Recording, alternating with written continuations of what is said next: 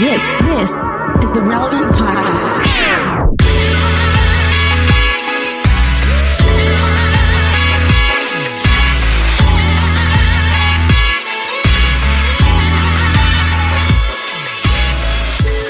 It's Friday, June 25th, 2021, and it's the Relevant Podcast, coming to you from a mountaintop in the Appalachian Mountains. I'm your host, Cameron Strang. From the Jersey Shore this week, Jesse Carey. Hello, friends. Just good vibes here. From Nashville, just returned from a remote location, back in Nashville, artist, producer, mogul, Derek Miner. Bang, bang, bang. And sitting in for Jamie Ivey, who's away. She couldn't phone in like Jesse and I are. Jamie's out this week, so sitting in with us once again, our friend, author, counselor, Kristen Howerton. Hey, Kristen. Hey, guys. How's it going? How are you? How's it going in California? It's going pretty good here. We just, California was one of the last man standing in terms of COVID restrictions and mask mandates, and all of that dropped 2 weeks ago. And so my children are at camp today, and we are being around friends again, and it's lovely. Side note, Kristen, I need to know what you think about Jesse's haircut. Jesse's haircut. This is the pressing thing. Let's I know it's an audio podcast, so we need to describe what's going on in Jesse's video window. He is recording from a motel room in the Jersey Shore, which is all pastel with the requisite beach painting behind him, of the waves. Right. Yeah. He is wearing a pastel peachy orangey shirt, pinky kind of color. That's right. And he has the haircut of a 9-year-old boy. If Elvis grew up in Wyoming, that's what his haircut would look like. Okay, so here's the deal, guys. Wow. If people have been following, the show on the gram, they'll see that I've been letting I had kind of the COVID hair going, just not really any plan. It was getting a little long, getting a little mangy, and I was wearing a lot of hats because it was getting a little out of control. Right. And we're on family vacay here, and I made a deal that I promised my wife that we're going to do a big family portraits later this evening, and I had promised her that this was the deadline for a haircut, the day of the portrait. So of course I waited. I didn't get a haircut before vacation. No. I waited to the very last minute, which means I was looking for a barber shop yesterday. In the middle of nowhere. You don't do it the day of. You got to have 3 days post haircut to normalize. It hasn't. Okay. Why did you steal your son's haircut? Is the question I want. That's the question. It was a barber shop that pretty much had one haircut. Was it called The high and tight. Supercuts? Yeah. No, it was a barber. It was like a barber shop, and I was the only. You walked in male and they said, there. "Do you want the man or the woman?" And that's it. They have two cuts: the man and the woman. I mean, it was basically it was like I want haircut. Like it wasn't like I want this haircut. It was like, give me the haircut that you do here. I'm going to sit here, and it was me and all women, and they were lovely.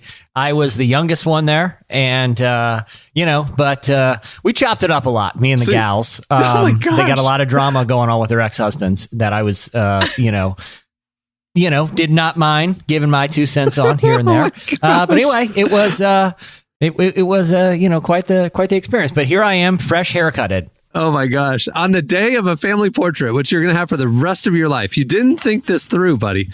You can't do it the day of. I had weeks to prepare. I had weeks to get a haircut, but I waited till I was on vacation at the most inconvenient time possible in a place where I don't know where any of I don't know people who cut hair up here. I'm like, I went to 3 different places. They're just trying to find one that would take me as a walk-in. What happens when you procrastinate? You get the dentist a minutes cut. Can you hey, let's be honest though, Derek. He's in the Jersey Shore and he walked into an unknown barber and said, "Give me a haircut." I thought he'd walk out looking like The Situation or something, with like the hair gelled straight up. So, hey, some razor cuts. you got lucky. Yeah. You got lucky on this one. Yeah. Hey, now if you came here looking like The Situation, I mean, honestly, that probably would have been an upgrade. I would have taken it. When I asked the ladies in this salon if they could do a couple stripes in the eyebrow, as a little homage to the Jersey Shore, they acted like I had 3 heads, and so I feel like when you walked in to a barber and it was all old women, that might have been a clue. That was the signal, bro. That's the run. No, it was a great sign. It was like, hey, there's no line here. This is an in and out operation. You're Like, lucky you didn't walk out with a perm. Hey, we should jazz it like up. one of those big astronaut helmet. Yeah, one of those big astronaut helmet.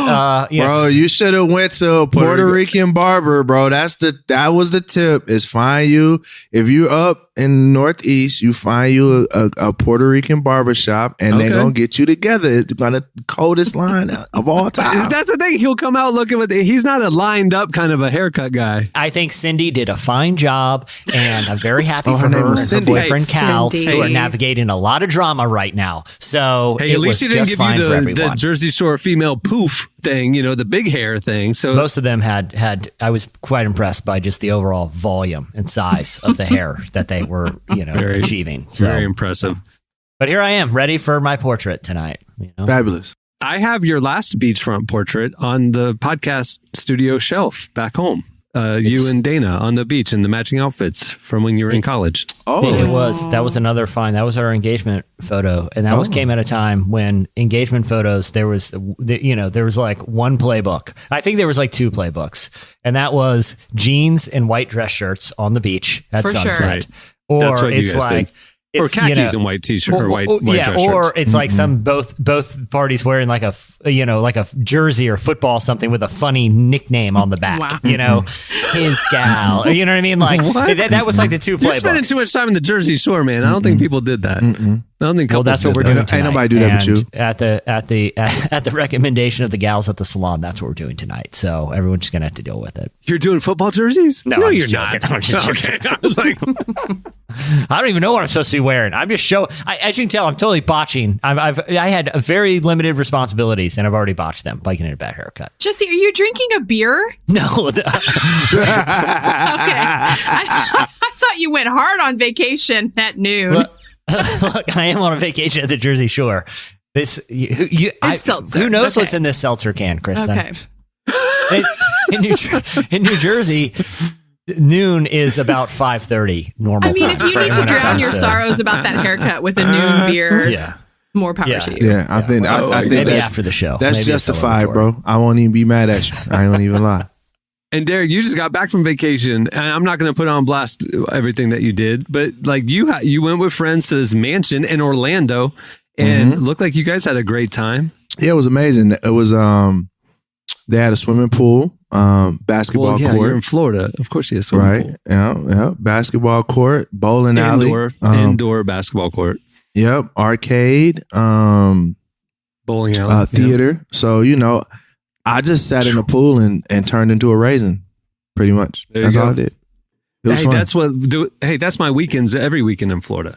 I just literally float in the pool all day Saturday, all day Sunday. That's it.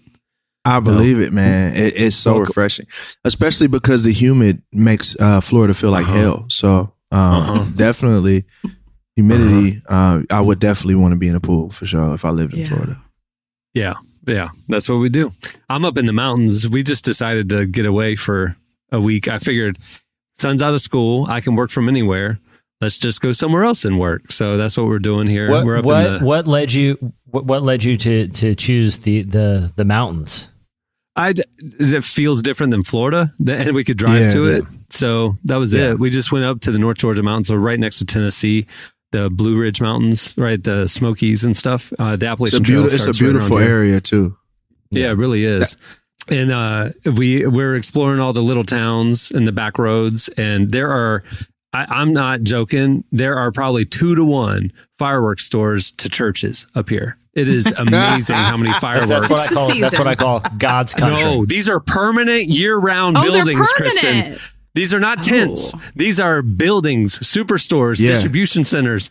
They love their fireworks. In East Tennessee, if you go to East Tennessee on the way to Chattanooga, if you're coming from Nashville, going on 24 on the way to Chattanooga, it's the biggest fireworks store I've ever seen in my life. It's a fireworks store, and it's a gas station, and it's year round, and it's popping. Do you hear me? Always. I'm talking about popping, because one thing about Tennesseans is we like blowing stuff up. That's what we do. You know what I mean? And they were essential. Like, they did not shut down. They were top of the list. They had As a fact. Like there are certain parts of the country where what is essential is fireworks stores, terrarium suppliers, things like in certain parts of the country. You got to keep your iguana alive. Yeah. Exactly. And so you go out to, like I said, God's country, and you just follow the rules out there. And the rules are fireworks open 24/7, at least 3 stores per every 4 square miles. It's just the law out there. And I support telling it. you. Hey, and I'm doing a lot of research for our game next week, our annual event. It's the last podcast before July 4th. So we always do the game indie rock band or firework. Man, I got some good reconnaissance for the lineup this year, buddy. I'm ready. There's some impressive names. Some impressive names. I was going to say all of the supply chain stuff that we've seen affect so many industries. They haven't it's not even touched the firework industry because they've been going homemade chemicals for a long time. And so we're going to see some really creative fireworks this year, guys. It's pretty exciting. I didn't know this. I thought they were national, but apparently it's primarily the Southeast. The number one fireworks brand is TNT Fireworks. So I didn't know that. Out here too. It's out there too. Okay. Yeah. If you look at their website, their physical locations are primarily on the East Coast and Southeast. But we were driving to Chattanooga and came across the TNT Superstore.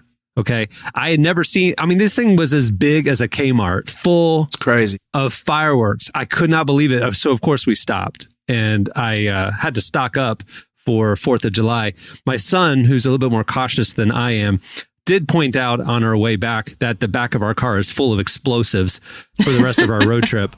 So didn't think that through, but I kind of went above and beyond this year, Jesse. You would be proud of the fireworks that I collected. If you happen to be driving by a fireworks superstore and you don't stop, I question your patriotism. Are you American? Right. I know there's exactly. I know there's a lot of important conversations happening about nationalism right now. But look, if you don't stop at a fireworks superstore, that's a red flag. We can all agree on fireworks. Right. I think we can all agree It brings us together. Yeah. Here's what was special about the superstore. I'm not kidding. I would ask the guy, really helpful staff, by the way.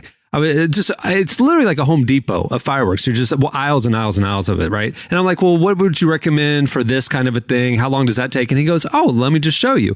They have big screen TVs where they pull up the specific fireworks so you can see them. That's OD. That's extra. And go, okay, I like that. Yeah, that's the experience I want to have. I love it. That's OD. So then I'm checking out. Somebody calls and they're like, hey, we placed an online order for pickup. And he's like, we've already pulled it, ma'am. They have in Chattanooga, Tennessee, people have drive up fireworks situations where they will pull your order for you like it's Costco or something. I don't understand. Yes. It's a year-round situation. I told you that fireworks are not a game.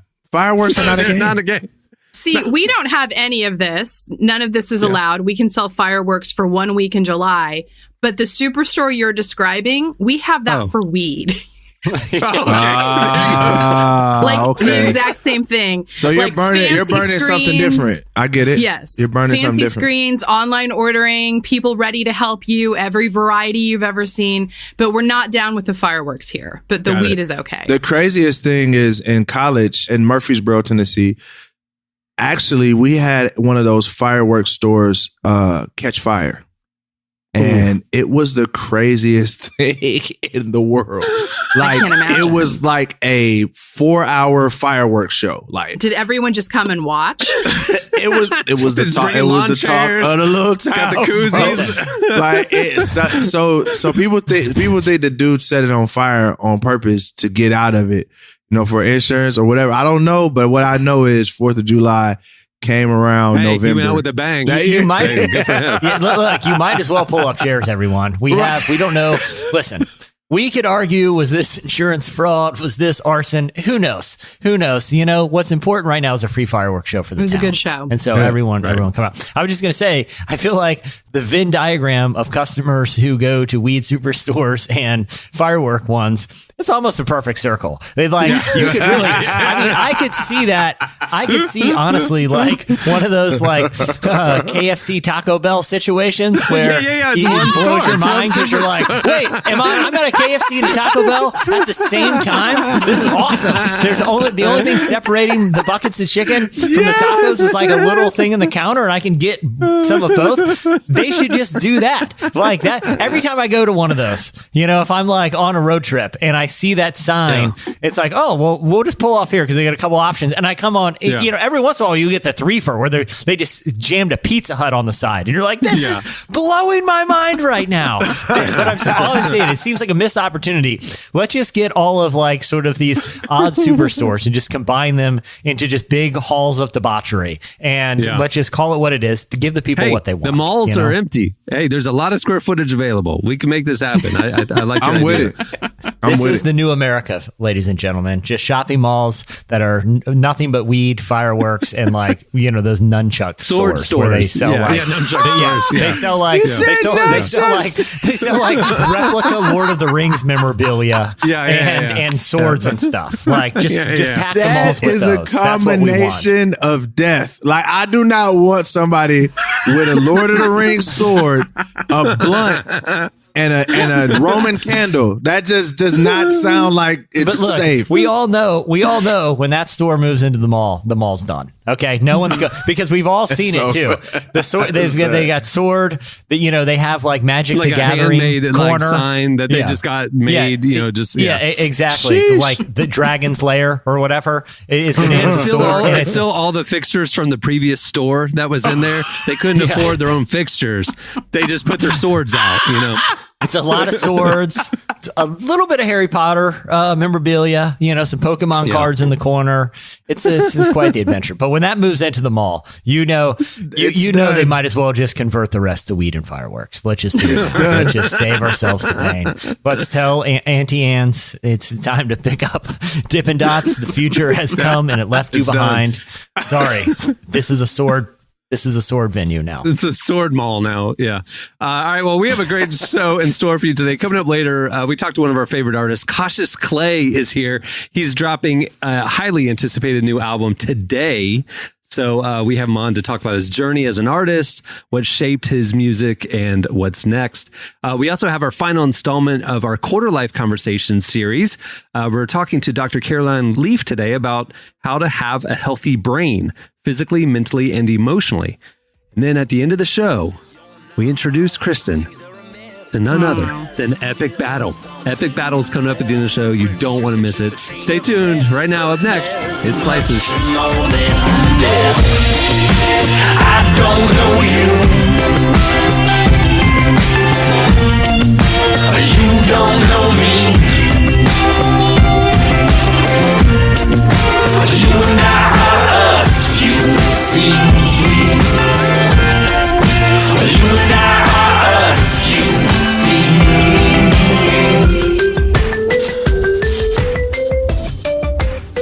You're listening to Modest Mouse. The song is The Sun Hasn't Left. Neither has Modest Mouse, apparently. Well, today's show is brought to you by BetterHelp. Is something preventing you from being happy or achieving your goals or keeping you from experiencing peace? With the heaviness of all that's happening in our world, it can be difficult to find purpose and joy, and that's why there's BetterHelp. BetterHelp will assess your needs and match you with your own licensed professional therapist. You connect in a safe and private online environment, and you can start communicating in under 24 hours. You'll get timely and thoughtful responses. Plus, you can schedule weekly video and phone sessions, and you can send a message to your counselor anytime. To top it all off, it's more affordable than traditional offline counseling, and financial aid is available. We want you to start living a happier life today. As a Relevant podcast listener, you'll get 10% off your first month by visiting betterhelp.com/relevant. Join over 1 million people taking charge of their mental health. Again, that's betterhelp, HELP.com/relevant. Okay, it's time for Slices. What do you have, Jesse? Before I get in my slice, one more red flag for mall owners out there. As soon as the store As soon as the store where it's like a lot of old rockabilly stuff, like big, it's like a life-size thing of Elvis drinking a milkshake and like that poster of James Dean with like lights on his like cigarette butt on the skyline. Right. That's a red flag too. Who is going in there? Who is going to the mall and being like, I got to pop in the Gap, need a new hoodie. We got to get some socks. Oh, and I also wanted a $5 replica of a diner table and a barber pole. Like, who's buying that? Who is going to? You guys know those stores. They just appear in a mall and okay, this mall, I'm sorry, this one's long gone. I have another one, and this is one that I'm also seeing a lot in the truck stops around the Southeast, is the figurine store, the crystal figurine store. Why, first of all, do you need a whole store of those? And who's the customer? And my mother is why. Why are they in the truck stops now, though? There's figurine displays for the truckers. I guess it's to take something home for the little lady or something. Take something home to mom. Mom needs another precious moment. They're not cheap. They're like these little truckers are making good money these days. Okay, they've been out on a long haul. They got to bring something home. Why not a lovely crystal unicorn that's the size of 3 inches tall is like $45. Who's buying their Cheetos and a big gulp and grabbing a $45 unicorn? I don't get it.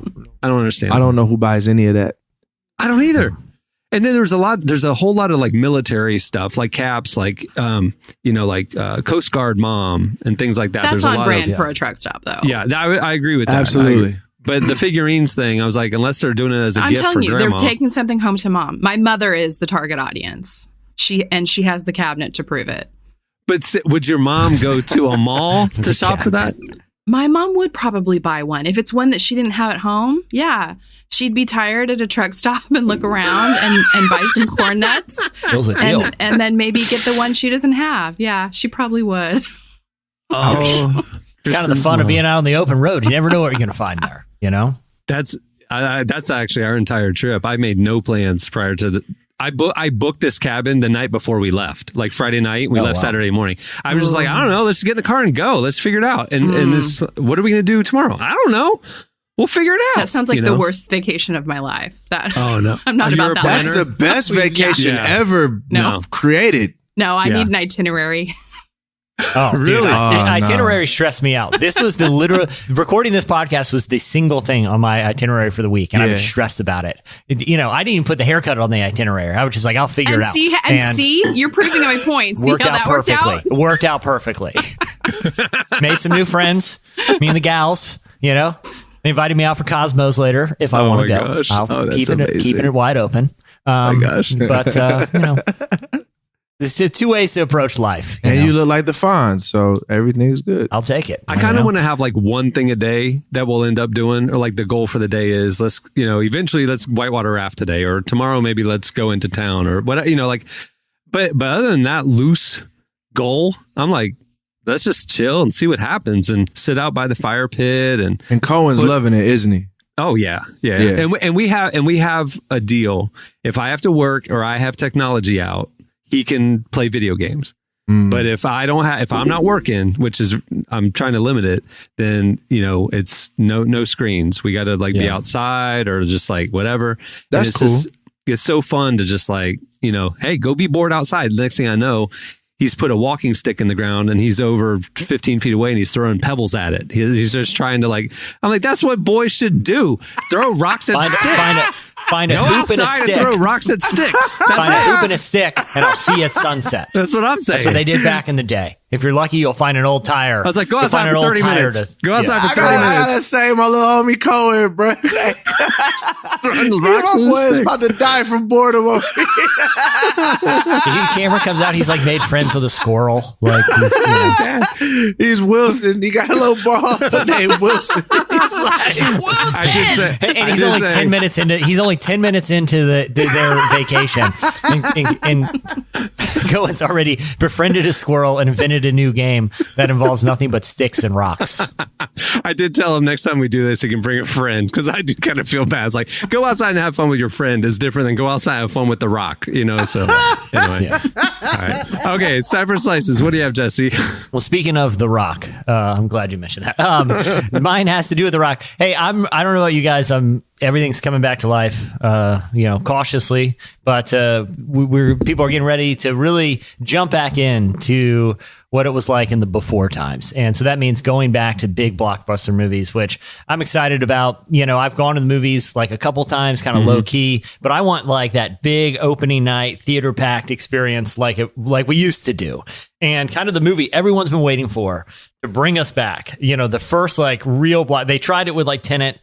Maybe that was a little too early, but the one that I feel like everyone is just kind of mutually excited about is the upcoming installment in the Fast and Furious. I knew you were going to say that.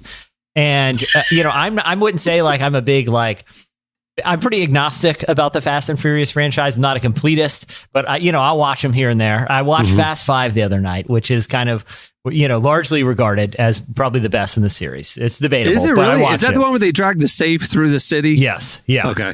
Yeah, that to me is the one where by the end of the movie it jumps the shark. That's the movie where it changes the franchise. At this point, they just got to give them superpillars and just have them face the Avengers. Well, they're going into space. They're going to space next time. Are. So they're driving the cars into space. Oh my God. But here's the thing.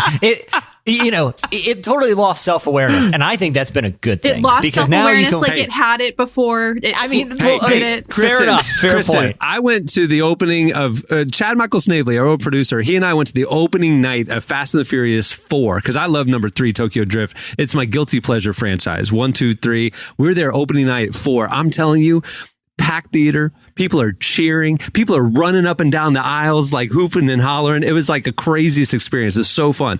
And then 5 happened in my mind when they started dragging that safe through the city. And it's like, okay, now what are y'all, superheroes? This isn't racing cars. You know what I mean? I love it. And then what was it, 7? Where like they're in Dubai and they're in one of the tall skyscrapers in a car inside the building and they jump through the glass into the next skyscraper 100 stories up. I literally, Kristen, and again, I'm the one who loves this guilty pleasure franchise. I walked out. I was just like, that's it. We're flying cars now? I was like, it's a lovely Sunday afternoon. I'm going to go to the pool. I do not need to waste my time. I'm out. I'm going to change your mind about this whole thing because in my mind, I'm like, how self-aware are they? Because if they're kind of in on the joke, that ruins it for me. Like, I have to watch this thinking that these people behind these think it's awesome. Multi-billion. They think that they are making like real cinematic masterpieces. If I know that they're in on this at all, it ruins it totally. That's I true. don't want to That's see it. That's a good point. If I know that the people behind this are just like, this is going to be the greatest thing ever, and no one's going to laugh at this. This is going to have no unintentional comedy. There's going to be no comedy at all. This is an intense action movie. That gives me a lot of joy. So I was very, very pleased to read this new profile on Vin Diesel in Men's Health, where he was asked about his feud with The Rock. A lot of people might have seen this. There was some Instagram drama during the filming of this, where basically The Rock was talking about how terrible Vin Diesel was to work with, and they're just kind of sniping at each other. And I was just loving it. I don't know why. It just brings, for some reason, The Rock and Vin Diesel in an Instagram feud just makes me happy for reasons that are very difficult to explain. I think Vin Diesel is self-conscious around The Rock because he's like, The Rock is The Rock and he's like the pebble. Okay. Like he'll never be the man when he's next to The Rock. Okay. You know what I mean? Well, and I think you're right on because they asked him about this feud and how hard he was pushing The Rock. Okay. Just for a little context, The Rock plays a character whose name is Hobbs, who is arguably the worst police officer in the history of police. In Fast and Furious 5, his entire unit is slaughtered. Every person in it is slaughtered. Then he joins up with the bad guys intentionally. Yep. Then he lets the bad guys go, but tells them he's going to keep chasing. He's the worst officer ever. He's a very one-dimensional character. But according to Vin Diesel, the reason that things got so aggressive, because look, The Rock needed help getting into character. And the only way to do that was essentially to bully him on set because, this is a meathead professional wrestler we're talking about. Mind you, by the time he met Vin Diesel, he had been professionally acting for almost as long as Vin Diesel. Here is Vin Diesel's quote about their trauma. And this shows not only is there not self-awareness, there's a profound lack of self-awareness. And I am loving it. I love how much shade he is throwing at The Rock about a Fast and Furious franchise, and I'm not even sure if he knows he's throwing shade here. Let me read you this quote. It was a tough character to embody, the Hobbs character. That's The Rock. My approach at the time was a lot of tough love to assist in getting the performance where it needed to be. As a producer to say, okay, we're going to take Dwayne Johnson, who's associated with wrestling, and we're going to force this cinematic world audience to regard his character as someone they don't know. Hobbs hits you like a ton of brick. That's something I'm proud of, that aesthetic. It took a lot of work. We had to get there, and sometimes I had to give a lot of tough love. Not Fellini-esque, but I would do anything I would have to do in order to get the performances I'm producing. Basically, he's comparing himself to one of the all-time French filmmakers because he made The Rock almost fist fight him on a movie set. I love it. I love that Vin Diesel thinks he's some great acting coaches because he's just been antagonizing The Rock for like 10 years straight. It's now. the opposite for me. I was gonna say it's the opposite for me. I feel like if they were fully self-aware and it was just a big joke and they were like, how far can I troll the world? That's what would make it funny to me. I'm with the fact that they're clueless makes me be like, it's so cringy. This is sad. It's cringe. It's sad. It is sad. Like that Vin Diesel thinks that he can use the word cinematic at all is sad. Jesse's love language is cringe humor. It where is. It's like, he loves Scott's Tots episode of The Office. I can't watch It's like Schadenfreude. He's enjoying it. The more awkward people feel, Jesse's just loving it. It's so great because I'm picturing The Rock somewhere like, oh, they profiled Vin Diesel about the new movie. I wonder what he's going to say. Wait, he's bullying me because I'm a bad actor? He was just trying to piss me off for like 10 years to get a better performance, to get a Fellini-esque performance? What a jerk. And to think that anyone is going to like anyone seeing this movie in order to see a good acting performance from The Rock is just so misguided. No. You're going for the cars. You're going for the cars. Exactly. You guys, I have never seen one of these movies, and this conversation is making me feel really good about that decision. Oh, no. It just, there's a moment where a series, maybe jumps the shark, when the little new cousin gets introduced to the cast or the whatever. Stop before that happens, and it's great. It's a great ride. I would go 1 through 4, 1 through 5, and you're good. Opposite, Chris. The later you jump on, he's like, start at 5 and go all the way to 9. I feel comfortable and really good about my decision. And my first foray back to the movie theater was In the Heights, and I feel good about that.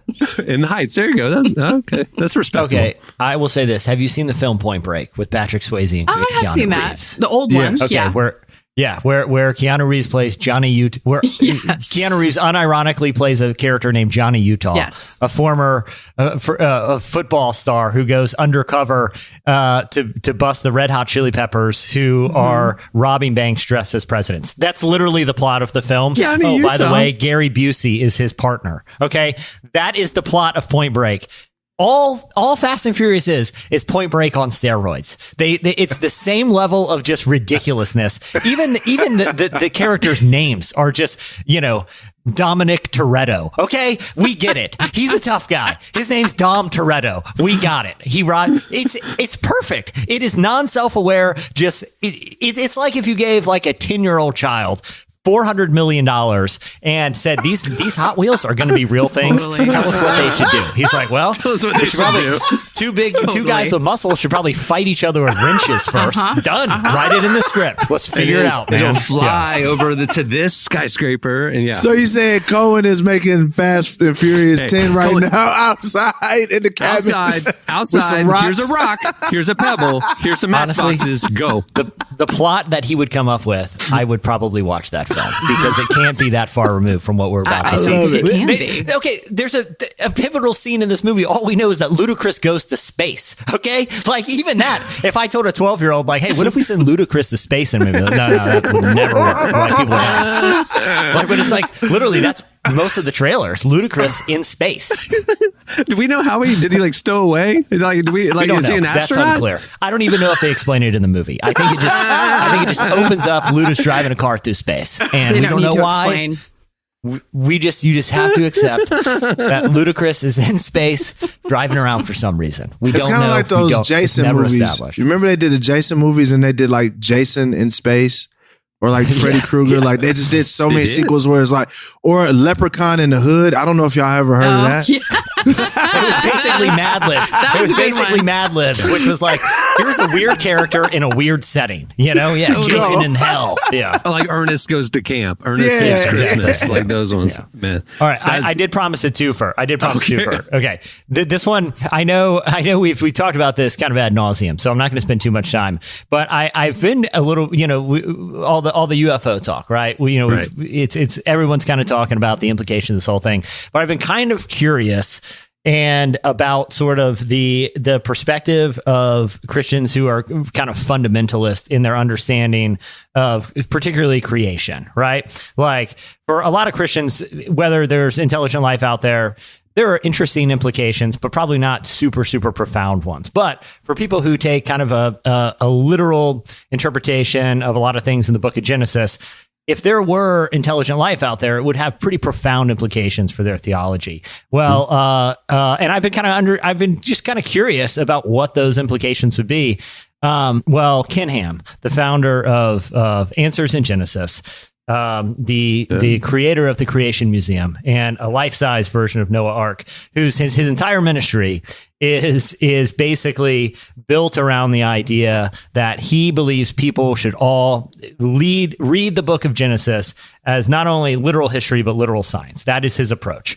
He's a young Earth creationist in a very specific way. There are 5 Christian theologies around creation. Some would be this is God's design, but he set it in motion, and then evolution is part of God's plan.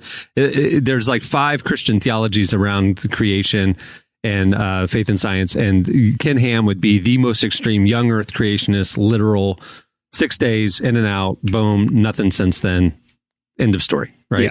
Yeah. And so he wrote a long blog. He finally broke his silence about UFOs because, and part of it wasn't all that surprising to me. I mean, he says UFOs or aliens aren't in the Bible, never says God created them, so they don't exist. But he also had an interesting theological take that just based on his theology, he uses this sentence. So theologically, we know that aliens can't and don't exist. That's a pretty bold statement considering they might. Like, you know what I'm saying? But here was his logic theologically. It said, he wrote this: Jesus came as the last Adam. Oh, I'm sorry. Let me back up. When Adam sinned, his sin affected all of creation. Jesus came as the last Adam to save those of Adam's race who will repent and believe. If there were intelligent aliens out there, they would suffer the effects of sin, but couldn't be saved because Christ died for mankind, not for aliens. Therefore, theologically, we know aliens can't and don't exist. I don't really know if that adds up to me. It seems like Well, he would be equating them to humans at that point, but I mean, there are other beings in God's creation that don't have the same made in the image of God soul spiritual element, like all other animals. I mean, so like aliens could be intelligent life, like chimpanzees are intelligent, dolphins are intelligent, right? But they're not necessarily sentient, right? Like we don't know if like a chimpanzee or a dolphin has a soul. I mean, maybe, I don't know, but like they're not like sentient. Right. But I'm just saying, like, but there can be beings in other worlds that have intellect and the ability, but that maybe not have souls the way we believe God gave to humans, Or maybe Anyway. there's a different salvation plan on that planet. Maybe something else happened. Totally different narrative. Maybe it wasn't a snake, it was a maybe they didn't lizard. screw up. Maybe they didn't screw up and they're good. Like, maybe they, Maybe they didn't eat the apple. Maybe they didn't need redemption. Because if we're saying they're intelligent, and I guess there's a lot of different ways to define a soul, but I think in kind of this Christian context, if the understanding that the ability to choose right and wrong, is kind of the basis for how we understand morality and our need to be saved from immorality, then if there are beings that are intelligent enough to either choose right and wrong, even in small scenarios, that would seemingly hypothetically make them in need of some sort of savior. Okay. I don't know. But I thought his take, it's not surprising, but it seemed kind of reductive to just be like, well, the Bible doesn't specifically, it says mankind. Taking the theological approach doesn't seem to shake out in this argument to me. Yeah. But to me, it's like, if there's something that we don't know and the Bible doesn't specifically address it, why can't we just hold it with an open hand as a believer saying, it's okay, I don't know. God didn't specifically say anything about that. So maybe not. Because he's built a brand on certainty, right? Like, I mean, he has to have the answers and fear. Yeah. That's the Christian industry, certainty and fear. And dinosaurs with saddles on them, which you can take a picture on at the Creation Museum lobby. Which we visited. You better stop. Is that a real thing? Absolutely true. Yeah. Jesse and I went with Adam Smith back in the day. We went on a road trip up there to see it for ourselves. And you said a dinosaur with a saddle on it. I mean, if they all lived at the same time, who's to say Abraham didn't saddle one of those bad boys? Listen, Fast and Furious 15 is going to have a dinosaur with a saddle on it somehow. With rocket boosters in his butt. Yeah. Thank you, Chris. If a future Fast movie does not have our characters riding saddled dinosaurs, his timeline is that all creatures were created at the same time, Derek. So therefore, dinosaurs and all animals were living at the same time as humans. So that's why he's proving that way. Like, and then the flood is what wiped them out. That's why we find their bones everywhere. They just died off. So, and all of this transpired about 175 years ago, which is very shut up, not 175. 3,000, Jesse, 3,000. Okay, all right. Yeah, all right. What do you have, Derek? Subway sandwiches tuna fish sandwiches don't got no tuna in it. So really, just in case you didn't know that. New York Times. What do they have in it? What is the tuna? Yeah, what matter? is the tuna like? No one knows. Oh. So hold up, I'll read. They're being sued right now, and so this is a quote: "No amplifiable tuna DNA was present in the sample." So we obtained no amplification of products from DNA, the researchers told the Times. So there's two conclusions. One is it's so heavily processed that whatever we could pull out, we couldn't make an identification. Or we got some and there's just nothing there that's tuna. This could mean a few things that the researchers noted that. Now, the researchers did note that cooked tuna can be more difficult to identify than fresh caught raw tuna. Several experts quoted in the story also noted that any fraud taking place was more likely happening at the canneries that Subway buys from rather than the restaurant. So that tuna fish can that you got in your in your cabinet, it may or may not be tuna. It's a toss up. So, but we all kind of knew that when we were making the tuna salad sandwiches, right? I think we that? did. We weren't going for organic farm to table tuna. Like, I don't want to victim blame here, but I feel like if you're buying tuna sandwiches at Subway, you know what you're getting into. If you're purchasing seafood, far away from the ocean, right. and the means that they use to apply the seafood to your sandwich is an ice cream scooper, that's a red flag to me. To me, that tells me it's probably not the peak of freshness. Put it on white bread with some vinegar. I saw them scrape that fish-like substance out of a tub with an ice cream scooper at room temperature and then smear it on bread. To me, I don't feel like the expectations for quality and freshness. I mean, have any of you actually bought tuna at Subway? Like, you walked in and that was your choice? No. But they say that that's one of they say that that's one of the biggest selling sandwiches that they have. Like it is one of their best selling sandwiches. Well, these are the people that are buying figurines from the gas station. Somebody's buying it. Somebody buying it, yo. Okay, what do you have, Kristen? Okay, so there is a cheerleader in Pennsylvania who, I don't know if you guys heard the story. She didn't make the cheer squad or a part of the cheer squad she wanted to be part of. She went on Snapchat. She flipped off the team. She used the F word. That got back to the high school more than once. Yes, it wasn't like a slip. Yeah, it was. No, she trashed. Yeah. She was trashing the team on Snapchat, as teens do. Got back to the school. She got kicked off the squad for doing this. This goes to the Supreme Court. The Supreme Court, and they ruled on it this morning. I bet her mom's name is Karen. Her mom was having none of that. For sure. Yeah. Goes to the Supreme Court. Gets ruled on this morning. And how do you think they ruled? Free speech is protected, is my guess. Yes, they ruled for her. That she should not have been kicked off a school team for something that she did off campus. And this is an interesting one. The reason I brought this one up is I usually have an opinion on things, like a quick opinion. I usually form a very fast, like, I feel this way, I feel that way. But you built a career on that. I have. Hot takes, yes. But I'm torn on this one. I really am, because, I mean, as a mom, as, someone who thinks, the youths need discipline. Like, I'm like, yeah, you can't just trash talk. You can't say whatever you want to say on social media and not have consequences. But then at the same time, it's like, yeah, she wasn't on school campus. So I don't know how I feel about this one. Yeah, this one's tough because, I get the free speech argument, right? But at the same time, it's not like she's kicked out of school, right? Like, I don't think she should be. It's an extracurricular. I don't think she.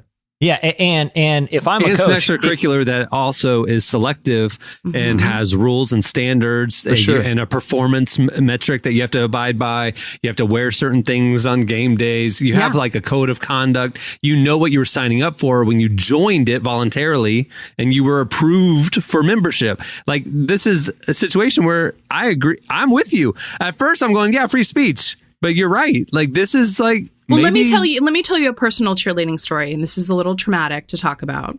For you? For me. I was a cheerleader in high school. It's not really traumatic. I'm being facetious, but I was a cheerleader in high school. On Halloween, I dressed up my freshman year. I dressed up as a cheerleader zombie in my school uniform with zombie makeup, and I got kicked off the team for defacing the school uniform. This would be the exact same situation. It is, and I could have taken it to the Supreme Court, apparently.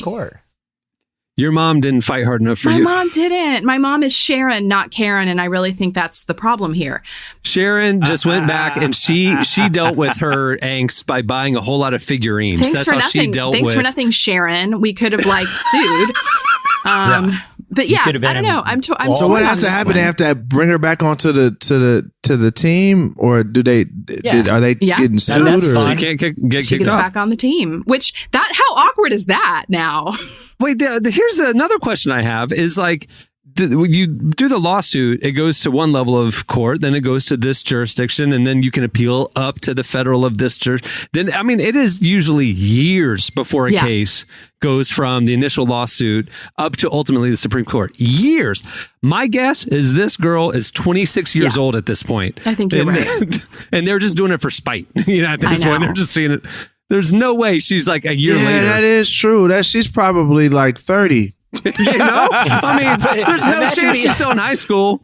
Imagine being the athletic director, like when they kicked her off the team and the mom came in and they're like, listen, she's off the team. We don't need to make a federal case out of this. And it's like, you're going to the Supreme Court and you're going to lose, chief. Just let her on the team. You could have saved yourself a lot of drama here, because this escalated very quickly. The most powerful court in the world is deciding whether this, teenager should be on her cheerleading squad. This could have some really bad implications for kids to be able to just be horrible online and schools to have, no ability to censure anything, I don't know. Yeah, it's a challenging. I actually listened to The Daily, the New York Times blog played some of the legal arguments from both sides, and both sides made compelling cases. They do.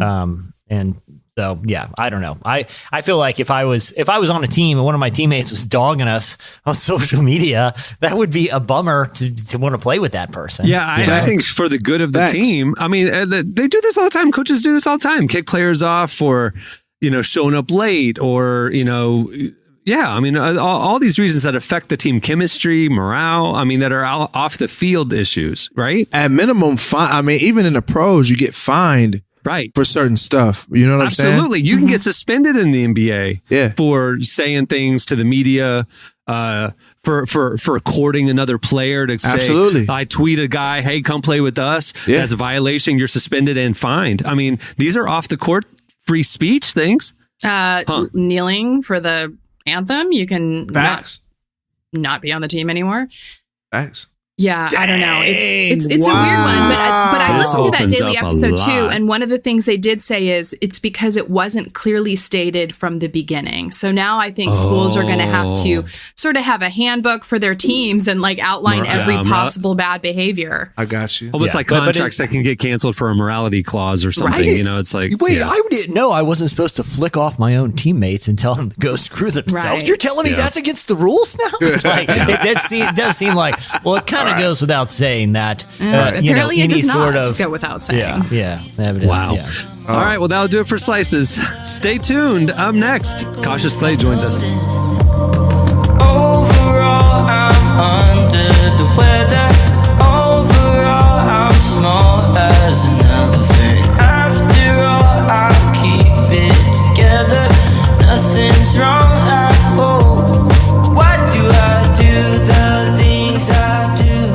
Dwindling down without a clue. Tried to find the closure in a tune. You're listening to Jelani Aria. The song is Overexposed. Great track. Well, today's episode is brought to you by an opportunity to win a free VIP trip to Life Fest, one of the nation's largest Christian music festivals. It's a party with a purpose. You can experience worship, great music, sermons, and many activities all weekend long. It's July 8th through 11th in Oshkosh, Wisconsin. It's coming up really quickly. Well, this free VIP trip is you and a companion getting flown out to Life Fest, put up, free tickets, the whole thing. It is brought to you by WeShare, powered by UHSM. It takes less than 2 minutes to enter, but you have to hurry. A winner will be selected on June 30th to experience Life Fest, July 8th.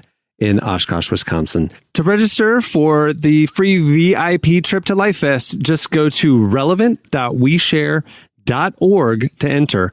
Remember, that's relevant, relevant.weshare.org. Do it quick. They're picking it June 30th. Well, our guest today is one of my favorite artists, Cautious Clay. The singer, songwriter, and producer began experimenting with music while still in college. And since 2017, he's released 3 EPs, worked with artists like Taylor Swift, John Legend, and Billie Eilish. And today, just dropped his highly anticipated full-length debut album.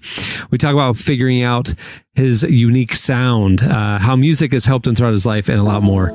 Here's part of our conversation with Cautious Clay. What I want falls shorter than perfect, but better than earnest. Do better next time when your life wasn't worth it. Don't wanna be nice, I just wanna be right. I don't wanna break bread. How much better would it be if we had to start fights? Doing anything and everything possible. I was really just an accident because I just started making beats on SoundCloud and remixes on SoundCloud as well. And some of them actually started to sort of take off. There was a bunch of beat producers at the time who were really big. Sam Gallatry, Medicine, Kate Trinata. I was like the least popular of all of them. But like, I feel like I also was like as good as them. You know what I mean? I was like, oh, well, I can make beats. I can make the most fire beats you ever heard. And I still can. But like, I just never really took off in that way.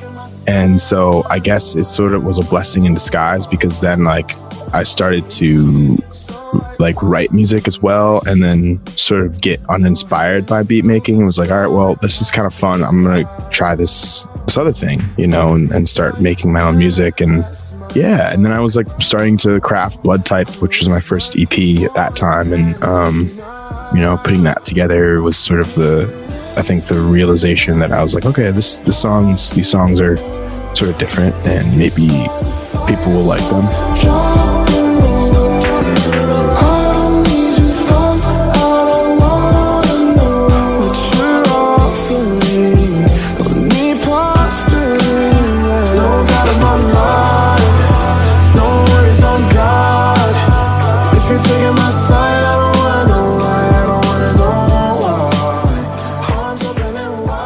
I feel like I'm pretty particular and sort of closed off more about everything except for music. I think music is my one outlet that I can be like, oh yeah, let's get weird, and like, let's do something different. A place where I can sort of express myself in a very meaningful and tasteful way.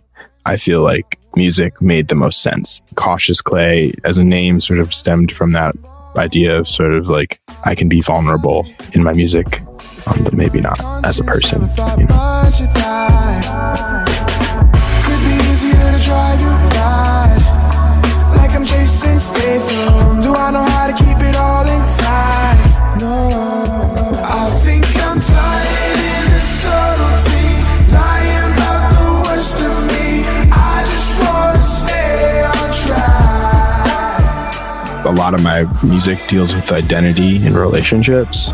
And my first EP was called Blood Type. And I think that a lot of ways blood type is sort of like, your blood type is like an A or a B or an O. And that can sort of denote your identity, right? Your physical identity. So I wanted to sort of consider what the theme behind something called deadpan love would be. And I think that in general, deadpan oftentimes denotes sarcasm or comedy in the context of words and how you express yourself. And I also feel like comedy is oftentimes the most brutal and honest form of reflection in culture. Maybe not reflection, but expression. And so I wanted to sort of think about that in the context of, as a juxtaposition from like sarcasm and sort of like this wittiness, which is deadpan, and then love, which is like the empathy and compassion that I feel like I also have deep inside me. But I think there's like this outer layer of like wittiness and like sarcasm to protect my inner layer of like empathy and compassion. So that's deadpan love. But you got your eyes down, you say you're gonna leave. Got a clean house, just another rinse repeat on life. In life.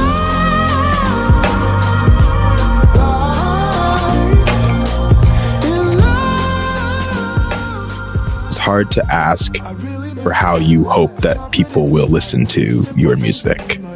And so all I can do is defend the music that I make.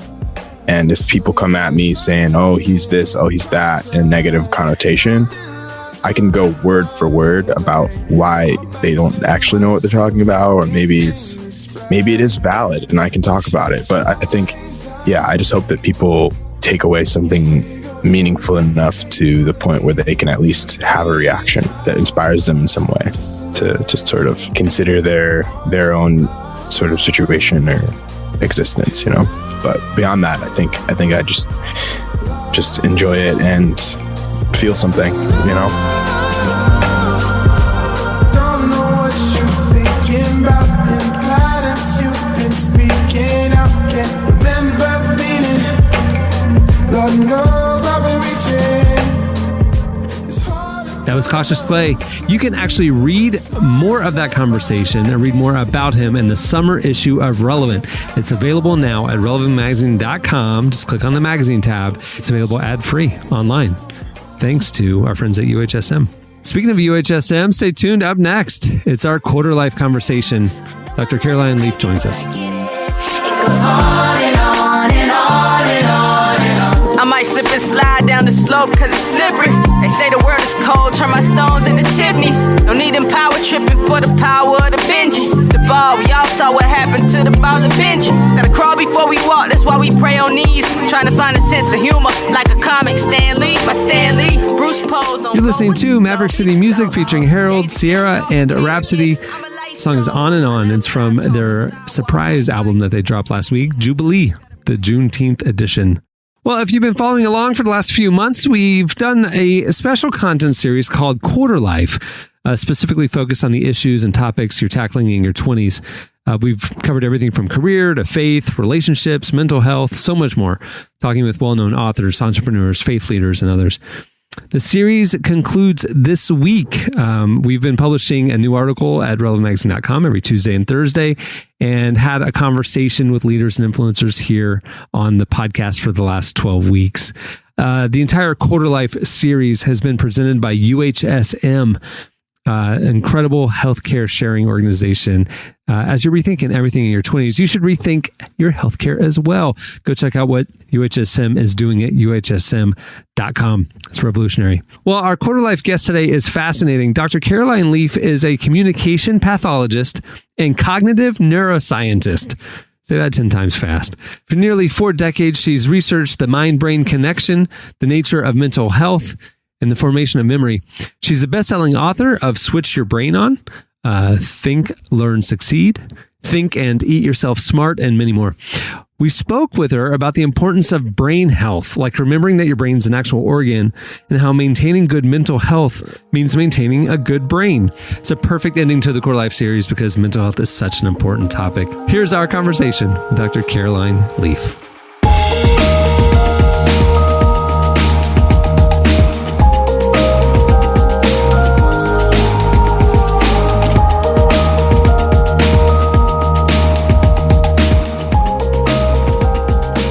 What is when you talk about the difference between the mind and the brain, people use that interchangeably very often. What is that difference? So yes, people do use it interchangeably and incorrectly so. That's been a development over the last 40 years as we become more versed in understanding the science of the brain, so neuroscience and neurobiology and neurophysiology. So everything's become very much about brain. And they talk about the brain producing thoughts or producing mind. And that's completely the wrong way around, because we have to distinguish between them. They're two completely different entities and work in different ways, but they work together. Mind is what drives the physical. The brain is a responder. So if you're dead, your brain will disintegrate and your body will disintegrate. But when you're alive, like now, the energy from your mind is what's keeping the brain and body alive. So mind is this energetic force, nothing weird, total science. And science is very spiritual. And the most simple definition of mind is it's how we think and feel and choose. So you're always thinking, feeling, and choosing. And an even easier way to now contextualize this is if you think of the fact that you can go 3 weeks without food, you can go 3 days without water, you can go 3 minutes without oxygen, but you don't even go 3 seconds without using your mind. Your mind is operating 24/7. As you wake up in the morning, your conscious mind switches on and you start converting every experience from the cell phone that you're reading, the text, the messages, the Instagram, the conversations, the work, the whatever it is that you do. All of that is experienced through your mind. So your mind thinks, feels, and chooses about every experience, and then it's converted into your mind, pushes that through the brain. The brain then responds electrochemically and electromagnetically and on a quantum level and genetically, and converts everything into protein structures inside of your brain that look like trees. So you literally are changing your brain as you are experiencing life. So whether you control it or not, it's still happening. My argument is let's control it, because if you don't control it, you build toxicity into your brain versus health into your brain.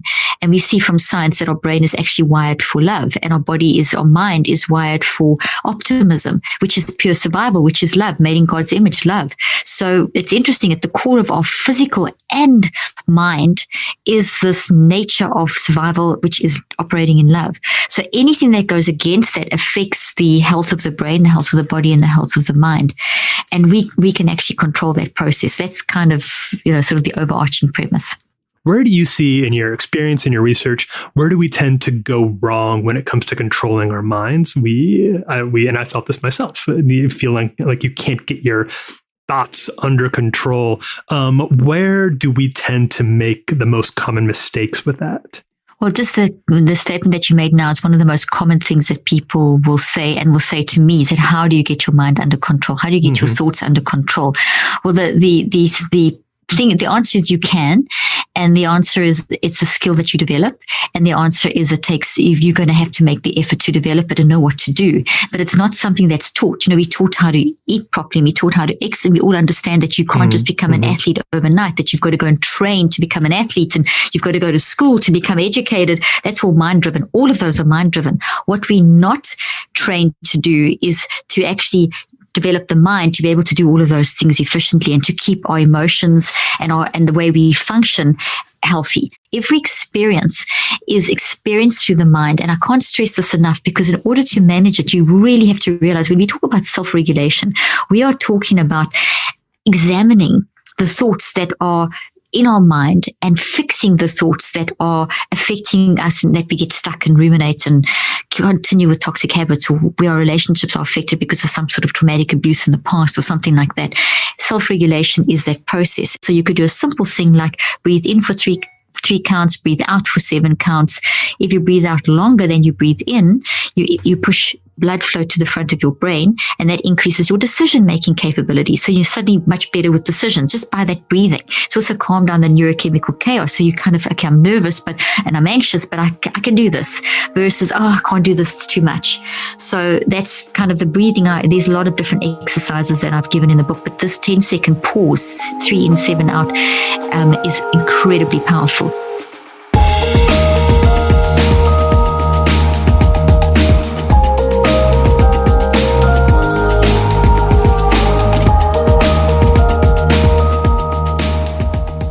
That was Caroline Leaf. Her latest book is called Cleaning Up Your Mental Mess. It's available now. Go check it out.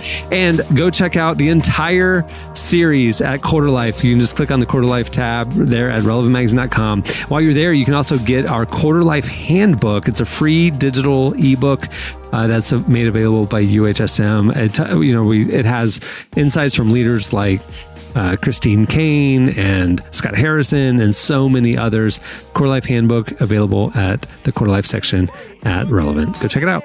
Okay, stay tuned. Up next, oh, you won't want to miss this. It's Epic Battle.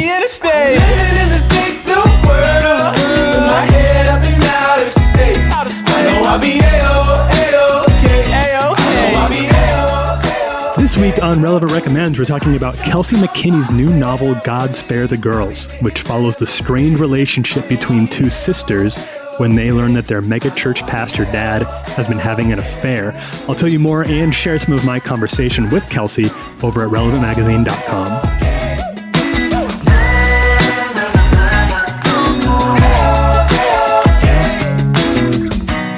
I'd be lying if I said I knew the way. You're listening to Ty Verdes. The song is A-OK. What a summer happy tune. Well, today's show is also brought to you by The Reset, a mental health and wellness virtual summit coming on Saturday, July 24th.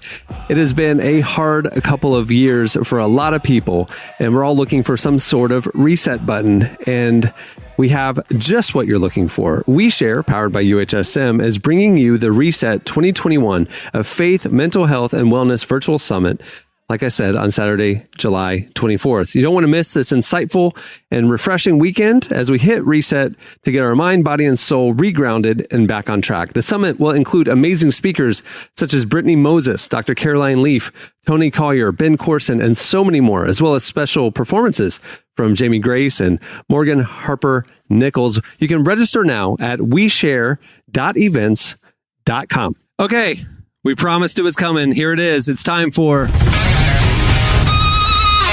Epic Battle. All right, Kristen, here's what's about to happen. I'm scared. We're doing two teams, and joining us for the game today, Relevant Senior Editor Tyler Huckabee. Hey, man. Hey, everybody. All right, so what we're going to do, Kristen, is two teams, and you guys can, discuss, your answers. All right. So the premise of Epic Battle is this, and on the Twitter world, especially in the nerdy comic book world that Derek and Tyler live in. Whoa. Hold on. Slow down. You put a little too much dip on your chip. I'm sorry. Dorky. It's dorky. It's not nerdy. It's very dorky. They like to debate who's the best.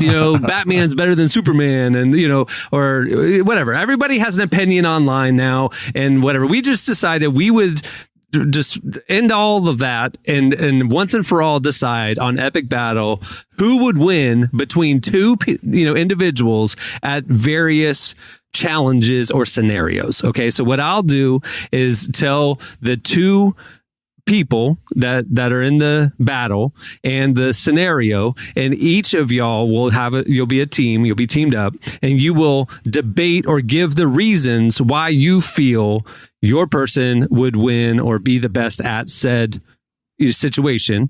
And I, the impartial ruler, will listen to all the debates that are made and will determine once and for all the winner of that battle. Okay, does that make sense? Done. A little bit of you'll catch the flow. All right, you'll catch the flow. So is the first epic battle about something I said on Snapchat about you guys and whether I'm kicked off the pod here, because I will defend my right to be here. So the teams today will be the nerd people. Derek and Tyler will be teamed up. Yeah. The comic book experts will be teamed up against Kristen and Jesse. Did this man just call us the nerd people? Tyler? And I feel very confident about ours. I'm just doing a Vin Diesel. I'm doing a Vin Diesel right now. I'm trying to be I'm trying to egg you on to get you going, Derek. Fellini-esque tactic to get us riled up. Reason to Best stay. performances. All right, I need a team name for the comic book guys. I need a team name for y'all. So what's your team name? Tyler is the name. Is the name genius? So we're okay, we're just gonna because I feel so good about where we're coming from. We're just gonna go at the champions. Oh. Okay. All right, Jesse, Kristen, what's your team name? I think Supercuts. Yeah, I think it is. I think it's Supercuts. I mean, that's where, I absorbed a lot of knowledge in there. I'll be honest, the conversations with these women went in a lot of strange places, but I feel very equipped on a wide range of topics. Let me just say this. Kristen just won the episode. After my morning in that salon. Oh man, Kristen just won the episode. Y'all, okay, so it's the champions. Why are we versus even playing this game? The name is the win. We good. That's the win. All right, so I got a grab bag here, Kristen, of all the different characters and all these different scenarios, and I'm literally just gonna just shuffle them up, and here we go. Okay. Here's what comes out. All right, for the first epic battle, it's going to be for the champions. You're going to have Michelangelo, the painter. Supercuts, y'all are going to have Michelangelo, the Ninja Turtle. Okay. And the scenario is bull riding. Who would be better? Who would last longer at bull riding? Michelangelo, the painter, or Michelangelo, the Ninja Turtle? Champions, you're up first with your opening argument. All right.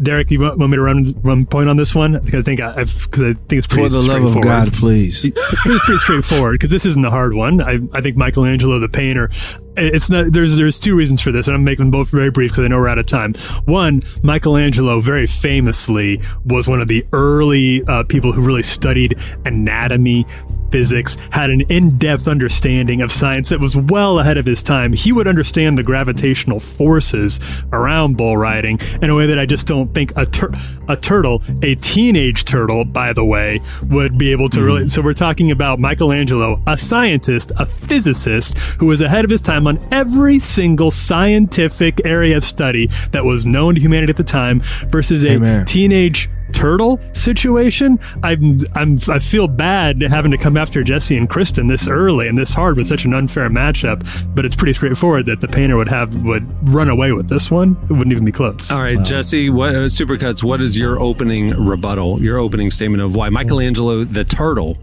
would be better at bull riding? Well, I think we have to start with frog legs, which is, just the shape, the physicality of a frog leg on a bull versus human legs. I think the advantage is clear. There's a lot of muscle, there's a lot of shape that's going to give us an advantage. We also have youth on our side. Teenager and inexperienced. We did say how old Michelangelo is. Inexperienced. He's probably an old. All right, that's their opening. Okay, Derek, what's your rebuttal to that? We're going to talk about gravity, and we're going to talk about a turtle that has a shell on its back trying to stay on top of a bull that's jumping up and down. So, I mean, human versus big old turtle with a shell on his back, and it's a human sized turtle. Actually, I think Michelangelo is like 6'7", so it's a 6'7" turtle with a big 6'7" sized shell on his back, trying to stay on top of a bull. It's no question he's gonna fall without a doubt. Okay, and Jesse, your final response. I mean, look, guys, this is a matter of safety. Okay, Michelangelo rides a skateboard. He uses nunchucks. He's very good at balance. You're telling me an old scientist you're going to put on the back of a bull? That just makes me nervous, guys. Listen. I'm not throwing. We did not say his age. I'm trying to offend. I'm not trying to offend any scientists out there. But it's not like they have this reputation. These great athletes. You're willing to throw an elderly scientist on the back of a bull instead of a literal superhero with a shell. I'm sorry. Yeah, with a protective who. Thank you, Kristen. Has a protective, massive shell. A 600-pound shell, right? That gravity. Yeah. Soon as the bull goes up, the shell pulls him back. The bull doesn't have to buck. He's just going to roll off. I've seen him fight 3 dozen ninjas. Legs. Yeah, he's taking out 3 dozen ninjas with a pizza box. Okay, you think he's going to have a problem with a bull? And you want to throw an elderly, one of our great minds. And you want to throw him on the back of a bull to get seriously injured. Shame on you, champions. Why are we saying elderly? Doesn't specify how old he was. Hey, I think we got the young, sexy Michelangelo. Exactly. You know what I'm saying? That's fly. Michelangelo. But was he sexy, or did he just draw sexy people? Like, I feel like he spent a lot of time drawing. I think sexy and people thinking, draw sexy people. But like, he was probably sexy people draw sexy people. Hey. It's a rule that's in the artist handbook. I don't know. Listen, I'm going to say it. Michelangelo's compensating for something. I am not presuming what. All I am saying is a normal person does not spend their whole life drawing naked people. He's compensating for his lack of flab. He's he's. You're talking about a different competition here, and that's not what this is. Bull riding. I'll be honest with you. When I first thought of this visually, the shell was a major thing for me, like the balance and all that. And I was listening to what y'all were saying, champions. But the athleticism, when Jesse brought up the skateboarding and the balance and the strength of his legs and the center of gravity that he's got because of the skateboarding and all that, I'm with you on the Ninja Turtle. I think Michelangelo, the Ninja Turtle, would absolutely win the epic battle of bull riding against Michelangelo. Absolutely. The artist. Yeah. It's just not fair. Go team. Whatever. The next one is the all 5 hosts of The View, versus Jars of Clay. And the competition is the Dare to Share Evangelism Marathon Most Converts Win. Okay? All 5 hosts of The View versus Jars of Clay, who are not known for their evangelism, mind you. Dare to Share Evangelism Marathon Most Converts Wins. Champions, you get Jars of Clay. Supercuts, you get all 5 hosts of The View. Jesse, your team is up first this round. Tell me why all 5 hosts of The View would be better at evangelism than Jars of Clay. I mean, to me, this seems like a war of attrition, where people are like, listen, I will convert. Please make this stop. Just please. I'll do whatever you're asking. I will, whatever you're asking me to do with my eternal soul. I'll rededicate. I'll walk down the aisle. Just make them stop talking. I think it's a tie. I think it's a hard tie. It's a cold war of attrition. Everyone's like, no, tap it. I'll say the prayer. Let's do it all together. Why don't we just... I don't even have to close my eyes. I'll raise my hand right here in front of everybody. Yeah, let's do it right now. I've done this at youth camps. You know, I doubled down a couple times at youth camps just in case. Who among us has not raised our hand for salvation to make someone just stop asking, is there one more? Who among us? We'll say it. We'll do it all together. Hey, it's 12:15. I'm hungry. Pastor, wrap it up. Fine. I'm in. Let's go. Listen, I respect evangelists, but this is one of those scenarios where people are doing whatever they got to do to. Okay, good opening argument. Champions, what's your first argument? Why Jars of Clay would win the evangelism marathon? So I'm gonna save the cleanup for the youth group kid, but my perspective here. I get it. Right, so we know Jars of Clay. They're not known for, they're not known for evangelism, but one of the most popular Christian bands of all time. They grew up during a time where revivals were huge and different things like that. And my personal perspective is I think that they aren't big on evangelism because they don't want to force the rapture.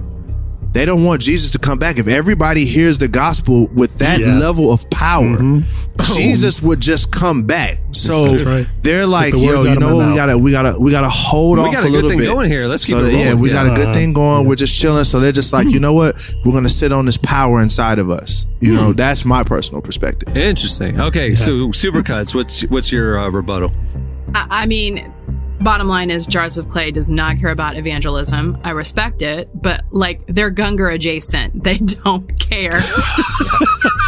You know? The other thing too. So you're not giving me a reason why the host of The View would be better. You're giving me a reason why Jars of Clay would be worse. Jars of Clay is not even like they're not even gonna fight. They're just gonna be like, we don't care. We're just gonna play more songs. We're just gonna play more like kind of pop songs and ride on the coattails of like being sort of edgy in the CCM world. But they don't care. Yeah, I'm with you, and frankly, the whole question's getting me uncomfortable because I don't think that have some, from my experience, not that great a sense of humor about stuff like this. I'm a little worried about them hearing this. One time I tweeted, time they were like forming kind of like a super group, and it was like Daniel Hasseltine, it was a couple other bands. It was like maybe someone from like Cayman's Call or Cass or whatever, you know, and they were doing like, and I tweeted it out, and the joke, it wasn't even, I didn't even feel like it was mean spirited. It was just like I said, prepare to rock ... softly, and like sent it out there. Again, pretty harmless. It's not like they're not known as like a heavy metal band. They did not find that funny and sent some shade back my way. And so this whole conversation, I don't think is going to be accepted very well, but it is what it is, Jars of Clay. Don't pull a Vin Diesel and take yourselves too seriously. Yeah. All right, so final argument, Tyler. Yeah.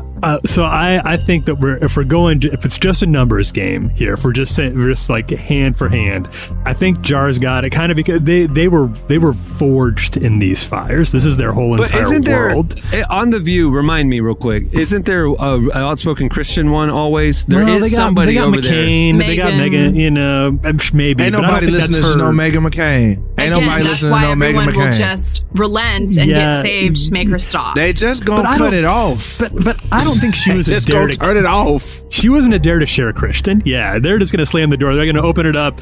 Megan McCain, slam. It's just going to be they're not going to give her a chance to, you know, it'll lock the door in their face.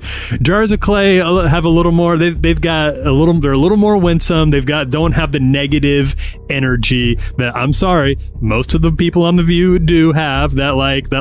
Just stop talking situation. So I think Jars just have the ability to run out the clock in a way that people are not going to give to The View co-hosts. Well, not only that. Not only that, and I'm probably going against our case here, Kristen, but fair is fair, and they have the ultimate advantage in that scenario. And that's when the pastor says, I'm going to need the band to come on up.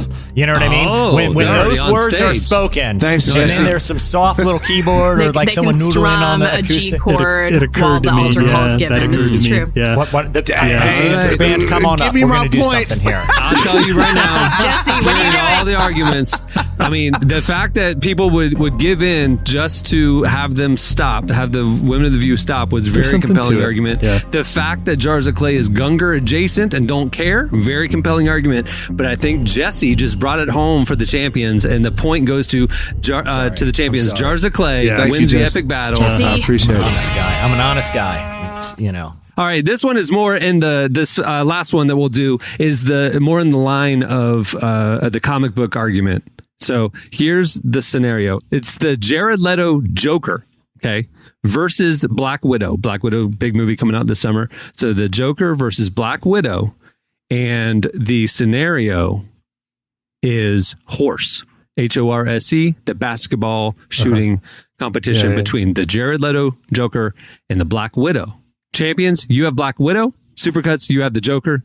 Champions, you begin. Tell me why Black Widow would beat the Joker at Horse. She's a gymnast. Number one, she's a gymnast.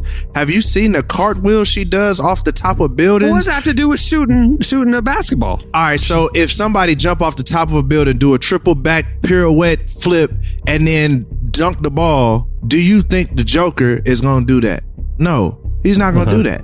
Like, she's a freaking gymnast. She do like karate flips off the buildings, jumping around, doing all them flips. There's no way that the Joker, with his old stale, pasty, pale face, is gonna be able to do any of that. Like, he's not doing that. He's not really athletic. You see what bro look like? Bro chest is he got a bird chest. If he take his shirt off, his chest gonna fly away. So we not talking about that. Black Widow is in the game. This is a no-brainer. Okay. Jesse. This one, to me, it's pretty easy because I don't know Jared Leto. I assume he's a lunatic because of the way he just carries himself. But I do know this about him. He's a very method actor. When he got the role of the Joker, he became the Joker for like a year and was literally acting like the Joker. Even if this is Jared Leto in the character of the Joker, he's going full method on this competition, is going to embed himself with like the Harlem Globetrotters for like 3 years, even if this is one game of horse. The one thing I know about the guy has transformed his body like 6 different times for movies that weren't even good movies. He was just like, yeah, for this one, I will put on 200 pounds and then lose 300 for the next one. He's just one of those weird guys. And I feel like if he knew this was in play, he would for a year just watch Steph Curry videos on Instagram and practice horse. And he might be unbeatable at that point. Okay, Shaq also played a genie, and he was an actor. That doesn't change anything. Yeah, like, what does that mean? I'd push back on Jesse's argument just because that's Jared. We're talking about Joker. We're talking about Jared Leto as Joker. This isn't Space Jam starring Jared Leto as the Joker. We're talking about Jared. We're talking about Joker himself as played by Jared Leto. And I would also argue that Joker is an agent of chaos. Like, he doesn't care about rules. He doesn't care about he's not even going to try to. He's not even going to be trying to really like land these baskets. This is way beneath. He just has a total disinterest in this sort of stuff. So I think Black Widow, an athlete who would take this very seriously, would just be outclassed. Okay, and so a final quick point. Supercuts. Kristen, take this home for us. He's bringing the pathos. He has a lot going on underneath. The Joker is a complicated person. I think we're selling him short to assume that he's not playing pickup on the weekends just because it may be off-brand for his sort of goth vibe. I don't know. I think he's more than we think he is, and he's got a lot of pain. I just got a visual of Joker just opening. It was the funniest thing I ever seen in my life. It's like the Chappelle show with Prince. Like, when you see Prince opening, you're just like, dude, Prince could ball. Prince could ball, and he kind of looks like Joker. He was dressing like the Joker for a long stint in his career. The Prince is black. It's a rite of passage playing basketball. Prince grew up in the mean streets playing basketball on the side. Joker grew up in the sewer or something. You know what I'm saying? But where did Black Widow grow up? I mean, she's a little white girl too. Bro, she grew up doing gymnastics. They trained her as an assassin. Joker is a former stand-up comedian. You think stand-up comedians come out of the basketball world? Like that's not. You don't go into stand-up comedy if you can hoop. Kevin Durant's nickname, right? First off, stand-up comedians aren't hooping. Second off, Kevin Durant's nickname is Lethal Sniper. Black Widow is a lethal sniper. Yeah. Yeah, she's great. Tell me, in all this Soviet espionage training that she underwent to develop her superpowers of, marksmanship and athleticism and hand-to-hand combat, where jump shooting came in. So, what day did the spies come in and teach her that? They did not have basketball day. We got to wrap this. And so here's how it comes down to for me. I do believe that if it was a jump shooting competition, the Joker, Jared Leto, would win because that's more his speed. But Derek made the right point, I believe, that horse is about action as well as made shot. So she could jump up in the air, do a flip and dunk it, and he would have to replicate the action. She would just dunk 5 times in ways that the Joker can't. I give it to the champions. Give me my money. I think she's epic battle. She wins it. We got to wrap this up, but listen, here's some of the people that we will have in future epic battles. We have Megan Thee Stallion. We got Seth Rogen. We got Bob the Tomato. We got Simone Biles. We got Dolly Parton. We got some scenarios coming up. We got to settle, folks, but that's for a future epic battle. Today, the champions are the champion. Congratulations, Derek. 2-1. Could have done without you, Derek. Good job, guys. out. Jesse gave y'all one of the points, Yeah, so really technically, appreciate it. we won. Fair. We definitely Appreciate it. Hey, before we wrap it up, I want to mention, I mentioned it earlier in the show, but the summer issue of Relevant is out now. You can go check it out in its entirety. It's our biggest collection of features ever. I think it's 15 features. Incredible lineup. Go check it out at relevantmagazine.com/magazine. The entire issue is available ad-free thanks to UHSM. So cool. Speaking of UHSM, go check out the entire spring series of Quarterlife. It's available now. We'll leave it up for a few more weeks. Just click the Quarterlife section over at relevantmagazine.com. And thanks to UHSM for their support of that initiative. It's been an amazing content series and really eye-opening to see all the articles that have exploded, seeing what y'all are connecting with. It has more engagement and almost triple the readership time of any of our content. So the Core Life section is obviously connecting. Go check it out if you've missed some of it. Also, while you're at the site, head over to the Face section and check out our daily devotional, Deeper Walk. It's presented by Lumo. We have a morning devotional every weekday. We also have a daily podcast, so you can get the Deeper Walk podcast wherever you get your podcast. The whole thing is presented by Lumo. So grateful to them. And Deeper Walk is awesome. I engage it every morning. It's really good stuff. Go check it out. Okay, well, on that note, we will wrap it up. This has been a fun one. From the mountains, I'm Cameron Strang. I'm Jesse Carey. Supercuts. I'm Derek Miner. I'm Kristen Howerton. We'll see you next week. Have a good week, everyone.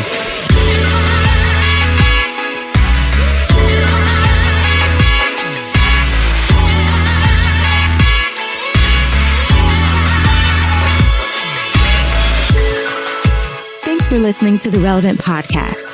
Check out our features, interviews, and news updates every day at relevantmagazine.com. And make sure to follow Relevant on Facebook, Twitter, and Instagram for the latest. For more great podcasts, browse the shows on the Relevant Podcast Network, which you can find at our site. And while you're there, don't miss the all-new era of Relevant Magazine. A new issue releases every other month at relevantmagazine.com.